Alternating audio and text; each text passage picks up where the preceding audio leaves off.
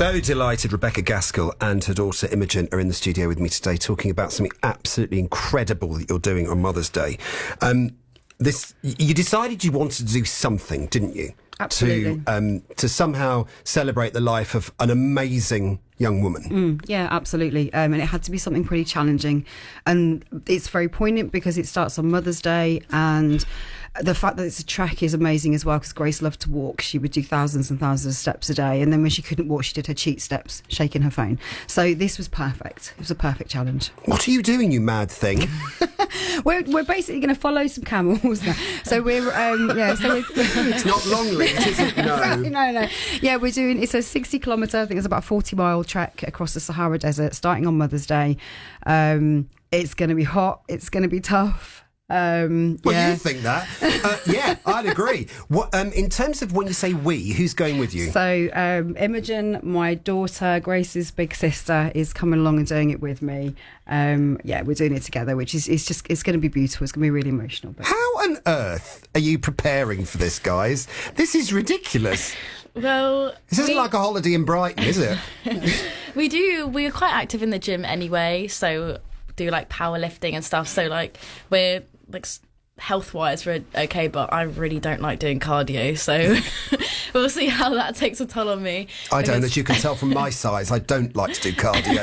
I like to eat cakes. Yeah. So tell us about the adventure. It is a 40-mile-ish trek across sand. Yeah, absolutely. So we start in the Western Sahara and we trek across. It's over 3 days. So the second day is going to be the biggest, get as many miles in as we can. We'll finish the 3 days. We're camping under the stars, which is going to be amazing because obviously no light pollution. We're going to get some amazing photographs of the stars, so that's going to be cool. Eating some amazing food, so that's going to be fab as well. And then when we finish the trek, we've got 2 days community project work, working with street children or looking after street children and vulnerable adults. So that's going to be absolutely amazing. It's just going to be, I think, a very humbling experience. To raise as much money as we can. Do you know what would be the most amazing thing as well? You'll see the absolute differences naturally between day and night. Because in the day it'll be roasting hot, in the night it'll be cold, but you'll look up at the sky and as you said about the light pollution, there will not be anything to stop your view of the stars. Yeah. I mean, the telling thing is like 35 in the day and it can go down to freezing at night. So it's quite an extreme difference in temperature. But it's just one of those trip of a lifetime, got to do it. Can't say no. It runs in the family, doesn't it? And what did you say, Imogen, when your mum said, "Oh, should we just pop to the Sahara?" At first I was like, not sure about that actually.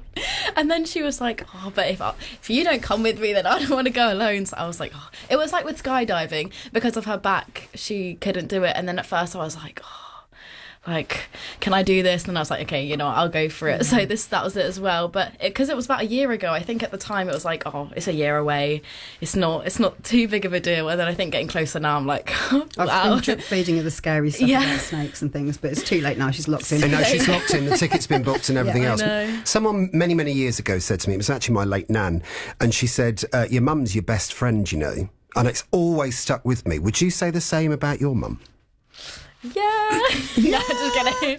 Yeah, no, I mean, I wouldn't want to do this with anyone else, really. Like, I know that she's definitely going to have my back in it more than I'm the most supportive. Backpack, yeah, not my backpack. But, no, definitely. I mean, can't tell about anything, been through so much together, of course, yeah. Now, just to say, in the middle of the Sahara, there are no petrol stations with cheap daffodils or anything else like that. So how are you going to celebrate Mother's Day in the Sahara? Well, we actually took Mother's Day back a week and celebrated it last weekend, so we went out for food and got some presents, so we already did that. But we're also, I think she's bringing the cards that we wrote with her, and also a little bit of Grace's hair, coming along with us.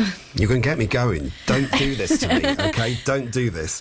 You're doing this for money, aren't you? You're doing this to raise money for the hospice. Yeah, we are, exactly. Yeah, to raise money for Helen Douglas House, because they rely fully on funding, so...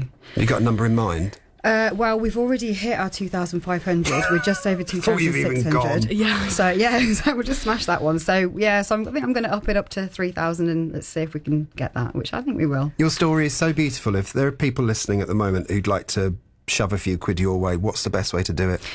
We've got a GoFundMe, so it's gofundme.com/F/Sahara Rebecca Imy. That's IMY. So that and we've got the details here, so you can ring BBC Radio Oxford and we can give you those details as well. Thank you. So that's all right.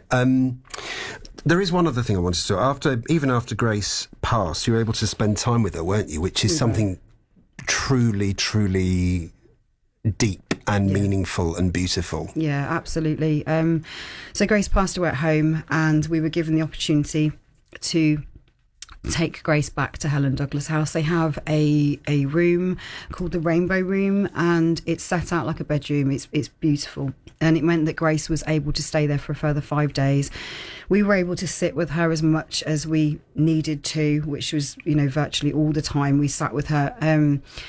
But it just meant that any time, day or night, we could go and sit with her. The staff there were amazing. There was always a member of staff sitting with Grace. She was just treated with the utmost respect.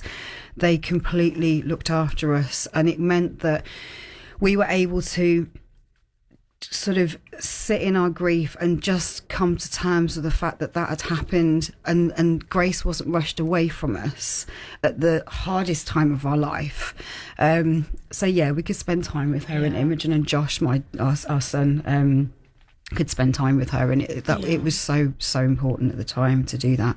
I just saw all the tubes and because it was just her, no medication, no NG tubes, just no constant constant sounds. Exactly, of we weren't machines, carers, we were mum just able and to sister spend then. So yeah, You're amazing. Just remind us of that GoFundMe. So it's gofundme.com/F/Sahara Rebecca Imy. You are absolutely amazing. How's the packing going? We're almost there, 95%. Nearly there. Got a few more bits and bobs, but we're pretty much done. So Stress packing yesterday. Yeah, proper stress packing. Will you let us know how you get on? Absolutely. Because you just are so cool. I always say there's no one better than my mum, but my God, you come close. Thank you. Thank you so much for coming in. You are Pleasure. just amazing, both of you, and I really hope something truly wonderful comes the way of the hospice as a result of your brilliant work, okay? Thank you so much. Look Thank after you for the yourselves. opportunity. Look after yourselves. Thank you so much. So amazing, Rebecca Gaskell and Imogen. Alex Grunden.